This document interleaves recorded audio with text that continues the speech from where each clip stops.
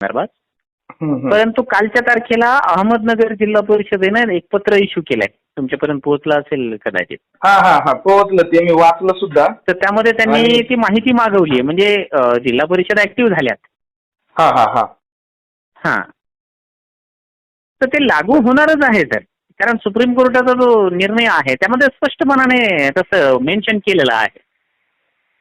म्हणजे सुप्रीम कोर्टाने केलं मेन्शन, पण राज्य शासनानं अजून जिल्हा परिषद शिक्षक आरटीआय ऍक्ट काय सांगतो, समजा की तारीख कितीची आरटीआय ऍक्ट? आरटी ते कन्फ्युजन कशामुळे आहे किंवा त्याच्यामध्ये आरटी ऍक्टचाही उल्लेख आहे.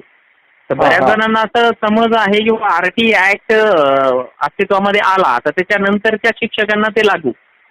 परंतु तिथे त्यांनी स्पष्टपणाने सांगितलेलं, ती लाईन जर वाचली ना तर आरटी ऍक्ट लागू होण्याच्या पूर्वी जॉईन असलेल्या शिक्षकांनाही लागू, अच्छा, असा त्याचा अर्थ होतोय. बर बर. पण त्यामध्ये आरटीआय ऍक्ट कधीच आहे, डेट कधीची येते? आरटी ऍक्ट 2009 अस्तित्वात आला, 10 जॉईन लागू झाला. 10 लागू झाला. आता 2010 एक सीईटी झाली होती पास. आपल्या वेळेस ज्यावेळेस पहिली भरती झाली म्हणजे सेकंड सीईटी झाली, पहिलीच 200 मार्काची सीईटी झाली होती तेव्हा. हो, आणि तेव्हा टीईटी नव्हती, म्हणजे टीईटी 2013 नंतर लागू झाली ना. हो.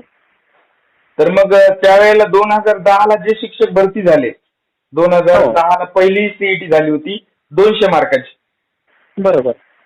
मग ते 200 मार्काची जी सीईटी झाली, तर त्या शिक्षकांना टीईटी पास होणं गरजेचं राहील का? हो, राहणारच आहे. मग हाच संदर्भ, हाच क्वेश्चन होता. तर मी थोडंसं माहिती घेत होतो, माहिती सांगत होतो आपल्या युट्यूब चॅनलवर. तर ते मला असं क्रॉस क्वेश्चन विचारला गेला, त्यामुळे मग म्हटलं आपल्याला जास्त माहिती नाहीये. नाही, लागू आहे, लागू आहे, त्यांना लागू आहे. अच्छा, हो, म्हणजे सर्व आरटीआयच्या अगोदर जे लागलेले त्यांना फक्त 5 वर्ष ज्यांची सेवा बाकी आहे त्यांनाच त्याच्यातून सुटका आहे म्हणायचं. हा, त्यांना फक्त इन सर्व्हिस साठी सुटका आहे. परंतु त्यांनाही प्रमोशन व्हावं असेल तरी देखील त्यांना ते पास करावं लागेल. बरोबर.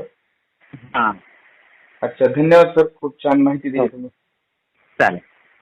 Okay sir, thank you.